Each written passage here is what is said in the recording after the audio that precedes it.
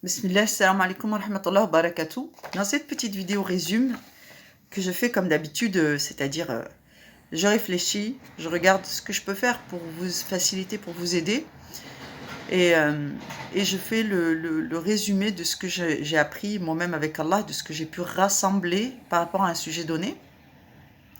Alhamdoulilah, par la grâce d'Allah, ici, vous voyez, j'ai préparé ça, que je viens de faire.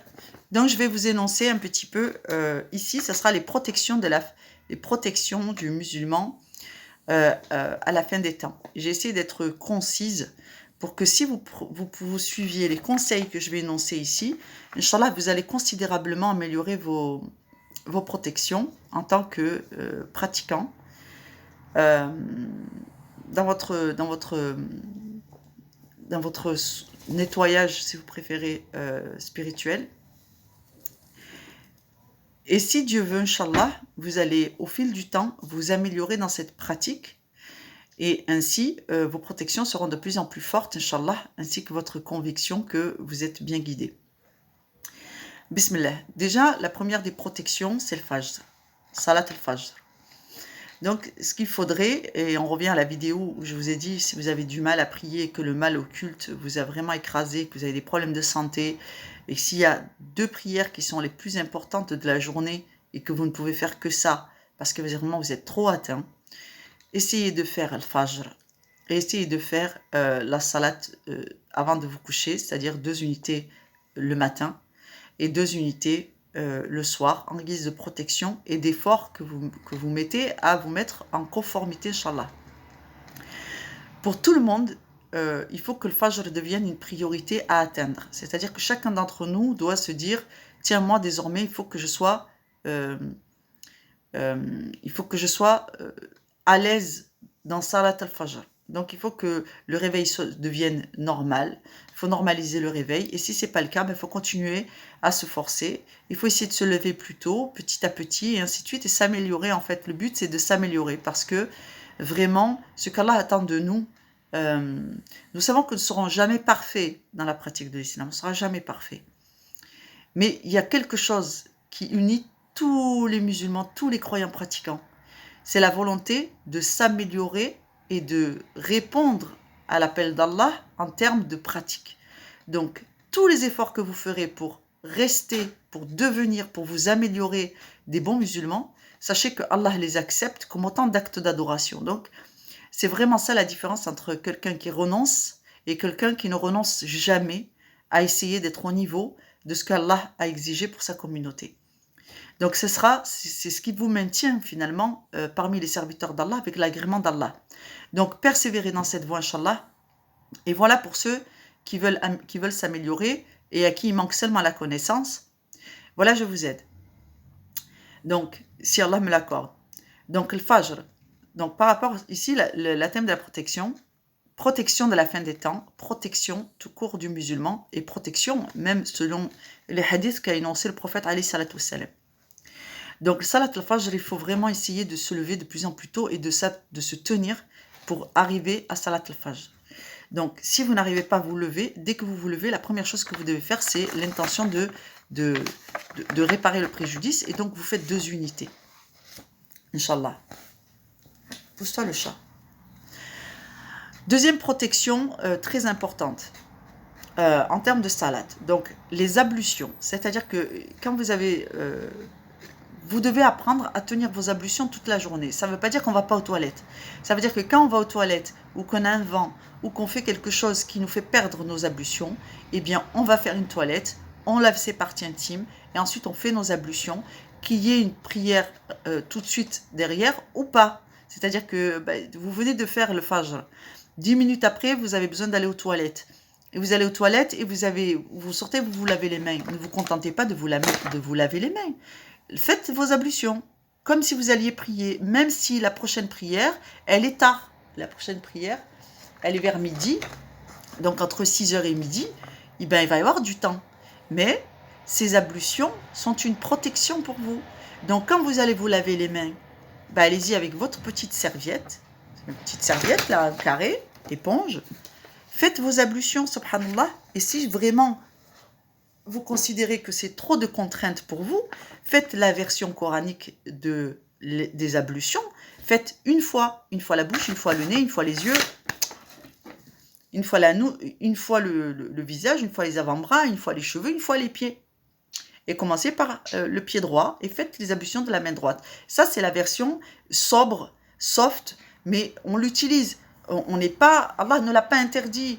Donc si vous êtes éprouvé, que vous considérez que ça vous fait une charge lourde, parce que c'est vrai que quand on est atteint, tout est difficile. Chaque mouvement est douloureux. Moi, j'ai mal dans tout mon corps, subhanallah. Chaque mouvement est douloureux. J'essaye de m'économiser pour pouvoir faire les choses que je dois faire sans que ça m'épuise, parce qu'il y a encore plein d'autres choses à faire derrière. Donc, pour tenir votre religion minimum, Allah vous a donné plein de choses qui sont autorisées. Celui qui vous les interdira, sachez qu'il est ennemi d'Allah. Ils n'ont pas le droit, nul n'a le droit d'interdire ce qu'Allah a rendu licite. Donc, faites à votre âme et conscience, mais sachez que le but doit être de se conformer. Quand vous serez en santé, Inch'Allah, quand vous serez rétabli, que les actes d'adoration, l'alignement avec le commandement d'Allah vous semblera facile, vous chercherez à continuer à satisfaire Allah. Donc il sera bien temps d'améliorer votre prière en rajoutant 3 fois les ablutions du nez, 3 fois les ablutions de la bouche, toutes les invocations qui précèdent. Mais nous ici, ce qui nous intéresse, c'est l'intention et le fait de purifier son corps et de purifier son intention. Donc, vous purifiez votre intention, vous mettez l'intention dans le fait de vous purifier et de vous acquitter de la salate. Et s'il n'y a pas de salate immédiate, mettez votre intention dans le fait de vous purifier, de satisfaire Allah. Et vous pouvez aussi faire des invocations, vous demandez à Allah de vous purifier et de vous protéger pendant que vous faites vos ablutions, juste parce que vous les avez perdus et vous voulez rester en état de pureté et vous demandez à Allah la protection. Donc tout ça, c'est licite. D'autre part, il faut absolument augmenter son tawakkil. Et le tawakkil, vous ne pouvez l'augmenter que par la connaissance de la religion d'Allah et le fait de vous soutenir en côtoyant et en tournant votre regard vers ceux qui prient et ceux qui s'acquittent des obligations d'Allah et ceux qui prêchent le tawakkil parce qu'eux-mêmes sont des exemples de tawakkil. Donc il faut savoir les vidéos que vous regardez, les gens que vous suivez, les gens avec qui vous parlez dans la communauté, que ce soit des gens qui vous conseillent et qui donnent un exemple qui est à suivre et non pas à fuir. Donc faites attention à ça. Donc ici, en l'occurrence, si vous pouvez lire le Coran tous les jours un peu, c'est l'idéal. D'accord? En termes de protection, par exemple, pour ceux qui n'arrivent pas à venir à bout de Surat al-Baqarah, je vous recommande de couper la Surat al-Baqarah en 57 versets. Ça va vous faire 5 hizb. D'accord? 5 tas, 5 lots de 57 versets, ou 58 si vous préférez, ou 50, mais pas moins. Donc vous allez avoir 5 portions de Surat al-Baqarah à lire tous les jours. Donc si vous n'arrivez pas, eh bien, ne perdez pas le fil. Dites-vous que vous devez lire ça en 24 heures. Donc vous avez 56 versets, ou 57 versets, ou 58 versets à lire tous les jours de la sourate. Vous pouvez les diviser, par contre cela, dans la journée, vous dites, ben voilà, j'ai 50 versets à lire, je vais en lire 20 le matin, ou 10 le matin, 20 dans l'après-midi, 20 le soir avant d'aller dormir, par exemple. Vous pouvez faire ça. Et ainsi, tous les jours, jour après jour, eh bien, vous allez lire la totalité de la sourate, ce qui est une protection, ce qui est aussi une ruqya. Mais en même temps, vous allez acquérir des connaissances. Et ça, c'est donc une accumulation de 3 protections. Donc, il faut lire et méditer les versets sur la royauté d'Allah, par exemple, Surat al-Mulk, vous en avez un qui est magnifique, et vous en avez dans Surat al-Kahf. Vous en avez beaucoup dans Surat al-Baqarah, donc des versets sur la royauté d'Allah, sur la nature de son règne, son pouvoir, la capacité qu'il a de changer les événements. Ça fait partie des protections du quotidien. Et ça permet d'augmenter le tawakkil et la connaissance d'Allah. Aussi, comme autre type de protection, c'est-à-dire contre l'envahissement des émotions négatives, il y a le fait de porter le hijab, c'est-à-dire que même dans la maison, le fait de porter un hijab, de bien le mettre et de bien le porter, vous apporte un sentiment de protection et de sécurité, utilisez-le. Deuxièmement, dans le verset où Allah appelle Moussa alayhi salatu salam à aller voir Pharaon, il lui dit « Et serre ton bras contre ton corps et tu te sentiras, tu feras taire le sentiment de peur. Tu seras plus fort. » Donc, utilisez ce conseil. Ne faites pas des mouvements comme ça. Essayez d'être donc sans vous serrer de peur, mais gardez vos corps, votre bras le long du corps, Inch'Allah. Et porter un hijab, et pour les garçons, ça marche de la même façon, c'est-à-dire qu'un homme qui se couvre la tête, il se sent mieux. Il se sent mieux. Donc vous voyez, les juifs, ils mettent la kippa, il y a les musulmans, ils ont leur petite, je sais pas comment ça s'appelle là, qu'on met sur la tête. Et les autres, ils le savent même pas, mais en tout cas, ils sont accros à leur casquette, ils sont accros à leur bonnet, qu'ils aient des cheveux ou qu'ils en aient pas, c'est pas la question. C'est que ça fait du bien, ça couvre la tête, on se sent mieux. Donc utilisez ce qu'Allah vous a facilité et qui n'est pas haram. Ça n'est pas haram. Le tout, c'est de ne pas dire ça fait partie des obligations de l'islam. Vous n'êtes pas obligé de vous couvrir la tête à la maison. Mais si ça vous fait du bien, Allah vous l'autorise. Et donc, si Allah vous l'autorise, utilisez ces méthodes pour vous sentir à l'aise, mieux, plus serein. Ça vous aidera à vous concentrer sur les activités importantes, comme le fait de lire, de méditer, le Coran, Inch'Allah. Donc, qu'est-ce que je continue? Donc là, on a lire le Coran. Donc, je vous ai dit, Surat al-Baqarah divisé en 5. Ça fait à peu près 87, 90. Ça fait à peu près 57 versets par jour à lire, que vous pouvez lire plusieurs fois dans la journée jusqu'à arriver à bout de vos 57 versets. Ensuite, la prière avant de se coucher. C'est-à-dire qu'il est grandement recommandé de faire 2 unités avant d'aller dormir. Au moment d'aller dormir, donc les ablutions pour dormir, c'est vraiment très important pour les protections. Les ablutions pour dormir et 2 unités, donc rak'atayn, de protection et de soumission à Allah, où vous allez demander à Allah, dans vos intentions, d'accepter votre salat, que vous restiez soumis à Allah, et la protection, parce qu'Allah promet la protection à ses serviteurs. Donc, c'est ainsi qu'on obtient la protection. Si, toutefois, Allah, dans sa grande miséricorde, vous réveille dans la nuit, parce que vous êtes en train de faire un cauchemar, sachez que l'éveil, c'est un secours. Quand Allah vous réveille, que vous êtes en plein cauchemar, c'est un secours d'Allah. Allah vous aide, il vous sauve.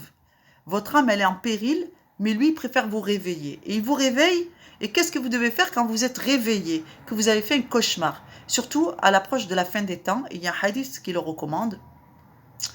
Vous devez vous lever, dire Alhamdulillah, parce que prendre conscience qu'Allah vient de vous sauver, votre âme d'un danger terrible, ainsi que votre corps qui était là, sous la protection d'Allah. Et quand Allah vous dit, ya Allah, je te confie mon corps, protège-moi, ça ne veut pas dire laisse-moi dormir tranquille, ça veut dire s'il y a un danger, préviens-moi, réveille-moi, que je puisse moi-même agir.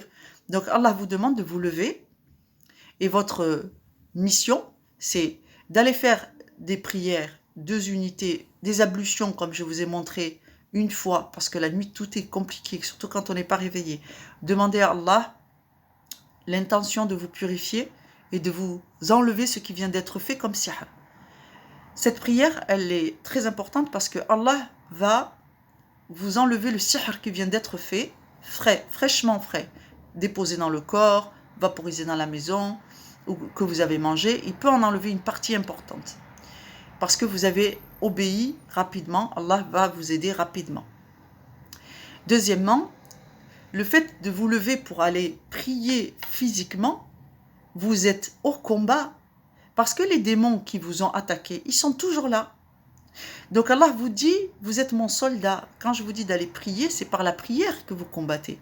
Donc à chaque fois que vous faites rak'atayn avec Fatiha, Surat Ikhlas, ou Fatiha, Surat Al-Nas, Fatiha, Surat Al-Falaq, Fatiha, Surat sur Ayt Sulaiman, ce que vous direz après le Fatiha, vaudra, et votre concentration bien sûr avec la gratitude envers Allah, vaudra une ruqya. Et vous allez nettoyer votre logement, nettoyer les shayatins qui sont là, soit ils se convertissent, soit Allah les tue. Ça, vous devez faire confiance à Allah et c'est recommandé dans un hadith. Donc, quand Allah vous réveille dans la nuit, acquittez-vous de vos 2 unités, surtout si vous étiez en train de faire un cauchemar, et soyez satisfait d'Allah dans toute sa miséricorde. Alhamdulillah. D'ailleurs, c'est exactement ce que j'ai fait cette nuit. Donc, en cas de cauchemar, si Allah te réveille, protection, ablution, gratitude et salat pour le combat. Vous pouvez faire 2, 4 ou 6 ou 8 unités. C'est-à-dire que ne vous contentez pas de 2 si vous savez que vous êtes déjà apprêté. Subhanallah, après c'est la facilité. Rajoutez 2 unités et rajoutez 2 unités. Et si vous êtes fatigué pour vous lever et vous asseoir, restez assis et rajoutez autant d'unités que vous êtes capable. Inch'Allah. Vous allez voir, c'est une grande miséricorde. Ainsi, la guérison passe aussi par la prière. C'est-à-dire qu'il y a des gens qui ont du mal à guérir. Mais pourquoi? Parce qu'ils ne font pas les prières. D'ailleurs, en parlant des prières, il faut vraiment que je vous parle de quelque chose. Quand vous êtes au travail, vous êtes occupé, vous êtes malade, vous êtes fatigué, vous savez que quand vous faites la salat, vous ne prosternez pas que le corps, vous prosternez l'être intérieur. Vous savez que quand vous faites la prière des malades, vous devez imaginer votre corps en train de s'acquitter de la raka'a dans sa globalité avec tous les codes de la prière. C'est-à-dire vous êtes debout, vous vous imaginez debout, vous savez que vous mettez les mains comme ça, vous dites « A'udhu billahi minash shaitanir rajim », vous le dites avec votre bouche, mais votre corps physique, lui, il n'est pas en train de faire les choses forcément, mais ce qui peut de votre corps doit le faire. Mais votre projection de vous-même est parfaite, elle doit tout faire. Elle doit s'incliner quand c'est le moment de s'incliner. Elle doit se prosterner quand c'est le moment de se prosterner. Votre projection de vous-même pendant que vous faites la prière des malades, elle doit correspondre à la prière qu'on fait quand on est valide. Vous devez voir votre corps énergétique ou votre corps astral, votre intériorité, obéir au mouvement qu'on fait quand on est valide. Donc, du coup, dans votre projection de vous-même, vous êtes en train de regarder le sol et vous imaginez votre tête se poser entre vos mains, comme ça, et dire Subhanak Rabbil A'la, Subhanak Rabbil A'la, Subhanak Rabbil A'la.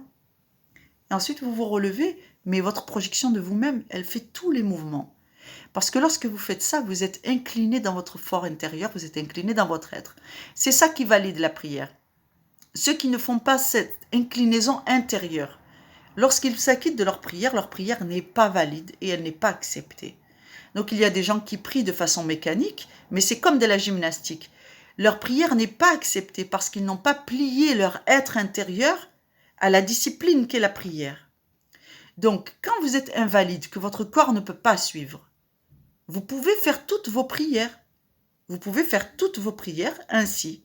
Donc, vous faites vos ablutions que vous pouvez, ablutions sèches, ou avec le caillou, ou avec le sable, ou avec juste de l'eau, ou avec juste le fait de réciter Bismillah ar-Rahman ar-Rahim dans vos mains et de vous demander à Allah de vous purifier parce que vous n'avez pas accès à l'eau, par exemple.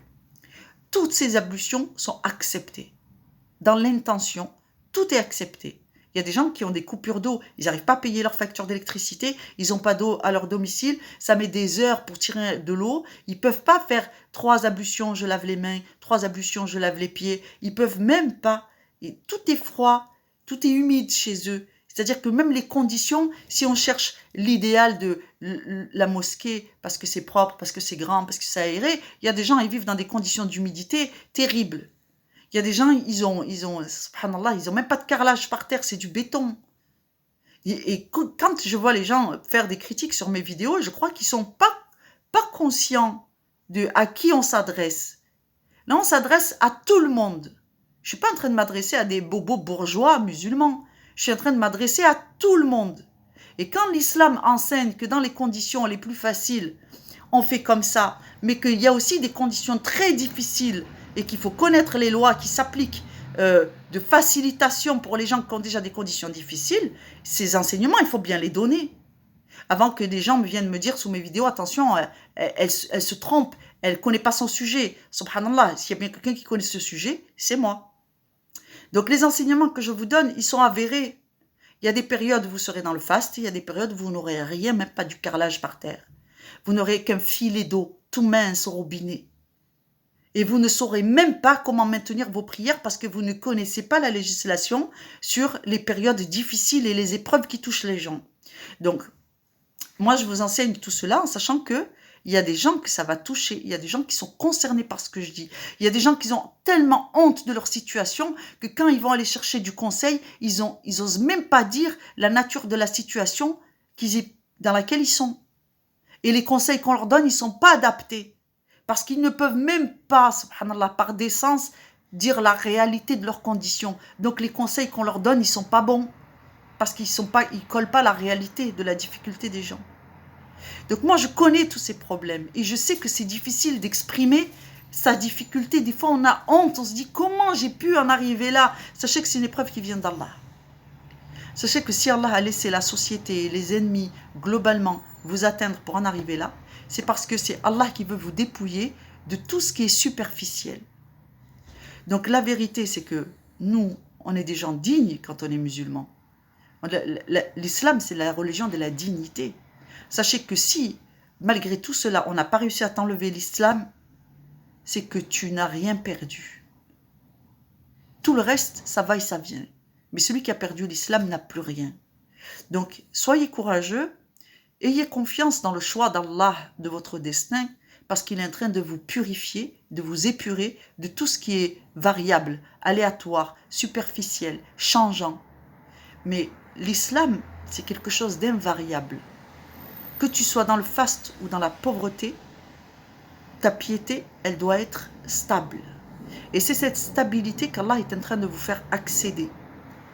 Par là, en même temps, il est en train de vous purifier, de vous élever à des hauts niveaux de piété auprès d'Allah.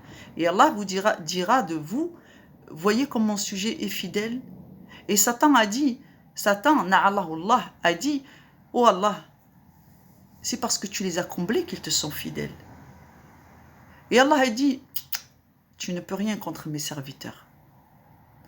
Et c'est ça qui est en train de se jouer. C'est ça que vous êtes en train de vivre. Satan, lui, il est persuadé, il a dit à Allah que si Allah vous dépouillait de tout, vous alliez trahir. Or, vous voilà démunis de tout, et plutôt que de trahir, vous augmentez en piété.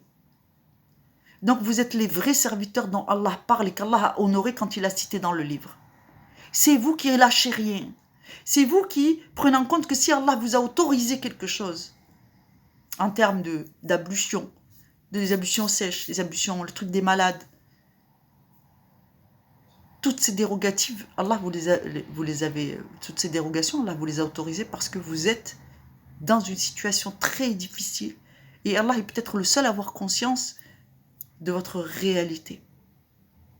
Donc, moi je parle en connaissance de cause parce que des hauts, très hauts, en termes d'aisance, j'en ai eu. Sur le plan matériel, pas beaucoup, mais j'en ai eu. Mais ça ne m'a pas changé intérieurement. Ça ne m'a pas changé. Mais j'ai eu des bas plus bas que la moyenne des gens. J'ai eu des périodes difficiles, plus difficiles que la moyenne des gens. Et ça ne m'a pas changé en termes de religion. Par contre, ça m'a amélioré. J'ai accumulé des connaissances. J'ai dû développer un caractère fort pour ce qui est de défendre mon droit à l'exercice de mon culte, même dans les difficultés, même dans la maladie, même quand tout le monde désapprouve que toi tu tiens à ta religion et que tu te renseignes sur ce qu'Allah t'a autorisé parce que toi-même tu as honte de présenter les prières que tu présentes à Allah. Dire, ya Allah, comment ça se fait que j'arrive pas à te donner les prières que tu as demandées? Ça ne devrait pas être difficile. Ça ne devrait pas être difficile. Pourquoi les gens, ils ont de l'énergie, moi j'en ai pas? Pourquoi les gens, ils arrivent à se concentrer, moi j'arrive pas? Donc, c'est les gens comme moi qui vont chercher l'information et qui la donnent à ceux qui en ont besoin. C'est pas les gens qui sont dans leur tour d'or ou d'ivoire. Et j'ai rien contre les gens pour qui ça se passe bien, qui ont la baraka d'Allah. J'ai rien contre Allah, ma barak. Mais c'est les gens comme nous. Nous, on a tout pris, épreuve par épreuve, on l'a pris dans la bouche. Donc la connaissance, on est allé la chercher. Avec toujours chercher l'agrément d'Allah. Donc ce qu'il faut faire, c'est laisser taire. Faites-les taire. Ne les écoutez pas. N'écoutez personne. tenez à votre dîn et faites ce que Allah autorise. Et si vous avez un doute sur ce que je vous dis, ouvrez les hadiths, regardez, lisez les hadiths, lisez le Coran et regardez ce qu'Allah autorise dans le Coran. Et sachez que si un hadith dit quelque chose de complémentaire, ça n'annule pas ce qui est dans le Coran. Donc si Allah dit que dans le Coran, vous faites vos ablutions, vous vous purifiez, et il n'a pas donné de détails, ça veut dire que ça c'est dans le meilleur des cas, et ça c'est dans le pire des cas. C'est le minimum. Donc vous faites comme vous vous sentez, mais ne laissez pas les gens et leurs commentaires vous dissuader ou dicter ce que vous devez faire, alors qu'en réalité c'est Allah que vous devez consulter. Fermons cette parenthèse. Revenons maintenant. Donc, je vous disais qu'en cas de cauchemar, si Allah vous réveille au milieu de la nuit, vous devez vous lever, Inch'Allah, parce que Allah vous a réveillé pour votre sécurité. Et ensuite, il vous demande de venir au combat, c'est-à-dire, tu vas toi-même combattre tes ennemis. Lève-toi et fais 2 unités de prière afin que Allah te soutienne. Et ainsi, les shayatines qui sont venus jusqu'à ton domicile pour te hanter dans la nuit, tu vas les combattre directement. Avec le soutien d'Allah, Azza wa Jal. Alhamdulillah. Donc je vous disais, une fois que vous êtes là, essayez de faire 2, 4, 6 ou 8 unités. Inch'Allah, à la grâce d'Allah. Maintenant, les autres protections, Inch'Allah. Les autres protections, c'est-à-dire que des protections, il y en a tout un panel, il y a plein de choses à faire pour sa protection. Plus on est un bon musulman, et plus notre protection est grande. Mais là, j'ai essayé de faire une liste afin que ça puisse être clair pour vous. Vous n'avez plus qu'à écouter la vidéo et noter. Les autres protections. Jeûner en jeûne surérogatoire si vous en avez des facilités, si vous en avez la possibilité. Faire des zakat surérogatoires si vous en avez la possibilité.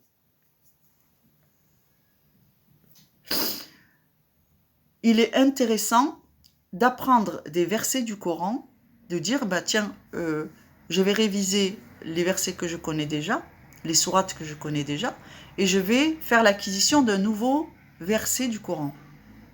Vous choisissez un verset que vous aimez, qui vous plaît, qui vous touche, qui vous parle, et vous tentez de l'apprendre, vous le réécrivant en phonétique, et vous tentez de l'apprendre, vous écoutez des versions audio du verset qui vous intéresse, vous l'enregistrez avec votre téléphone, et vous essayez d'apprendre. C'est une acquisition, en réalité, vous venez de vous enrichir de quelque chose qui est plus précieux que l'argent, parce que dans votre quête spirituelle, ça va être un grand secours pour vous, ce verset, parce qu'il n'y a rien de pire que d'être dans un cauchemar et de ne pas pouvoir réciter le Coran. N'attendez pas le jour où nous serons dans les tombes et nous chercherons à lire et à rattraper le temps que nous n'avons pas consacré à apprendre la religion d'Allah. Donc, Inch'Allah, en prévision de ces jours, pour ne pas avoir de remords et de regrets, essayons d'intégrer le fait d'apprendre un verset du Coran, parce que en cela, le fait de l'apprendre, déjà vous le récitez souvent, ça fait comme une ruqya. Donc c'est une phase. Et cette phase où vous faites que répéter le verset pour en faire l'acquisition, pour bien le mémoriser, vous êtes en train de nettoyer aussi spirituellement. Mais vous êtes en train de purifier votre être intérieur aussi. Ensuite, ce qui est très important en termes de protection, c'est de donner foi au verset du Coran où Allah parle des miracles des messagers. Et il faut être vigilant. Quand Allah dit « et nous lui avons donné ceci, nous lui avons donné cela », parce que ça va vous permettre de comprendre comment Allah vous guide. La nature de la guider. D'accord ? Donc, ainsi, vous allez comprendre comment Allah œuvre à travers ses serviteurs. Et quand vous donnez foi au miracle des messagers, vous êtes en train de donner foi à votre religion. Vous donnez le commandement à Allah. Donc, ça fait augmenter le tawakkil. Et ça fait augmenter le soutien qu'Allah vous donne. Donc, votre connaissance du livre et des hadiths, donc l'acquisition de connaissances, et le tafsir qu'Allah va vous en donner, c'est-à-dire la compréhension qu'Allah va vous donner de la méditation du livre, du Coran, font partie des protections. Alors, une autre protection non considérable, considérable, une autre protection non négligeable. Cherchez l'agrément d'Allah et la droiture dans toutes vos actions quotidiennes, y compris la réflexion. chercher l'agrément d'Allah ainsi que la droiture dans toutes nos actions quotidiennes. D'accord? Tu vas sortir de chez toi, tu vas chercher auprès d'Allah la droiture, dire Allah, protège-moi, accorde-moi de faire des bonnes actions, accorde-moi de faire des choses bien, de ne pas dépasser, je ne sais pas moi, de ne pas être grossier, de ne pas être ceci, de ne pas être lâche, de ne pas de bien assumer ma religion, de ne pas faire honte à ma religion. Et quand vous faites des actions, essayez de regarder si ça plaît à Allah ou si ça déplaît à Allah. Donc, ainsi, ceci est la meilleure des protections parce qu'en réalité, vous êtes en train de demander à Allah à la guider. À chaque fois que vous allez faire quelque chose, vous dites, Ya Allah, est-ce que guide-moi, c'est ça ou c'est ça qu'il faut faire? C'est quoi le mieux? Si vous n'avez pas de réponse, dites Bismillah et faites ce que vous avez reçu comme éducation quant à la meilleure voie. Ensuite, une autre action qui protège beaucoup, l'istighfar et le dhikr. Beaucoup faire d'istighfar, beaucoup faire de dhikr tous les jours. Par exemple, tu marches dans la rue, tu dis astaghfirullah, astaghfirullah, astaghfirullah, tu conduis ta voiture, tu te fais une série de astaghfirullah, mais en disant Ya Allah, pardonne-moi, Ya Allah, pardonne-moi, Ya Allah, pardonne-moi, et si je t'ai offensé, Ya Allah, pardonne-moi, Ya Allah, pardonne-moi, pardonne-moi si je t'ai offensé, pardonne mes offenses, Ya Allah, pardonne mes offenses, Ya Allah, pardonne-moi de ne pas être à la hauteur, Ya Allah, pardonne-moi d'être insuffisant dans telle action, Ya Allah, pardonne-moi ceci, pardonne-moi ce que je connais, pardonne-moi ce que je ne connais pas, et faites-vous des sessions où vraiment, sincèrement, vous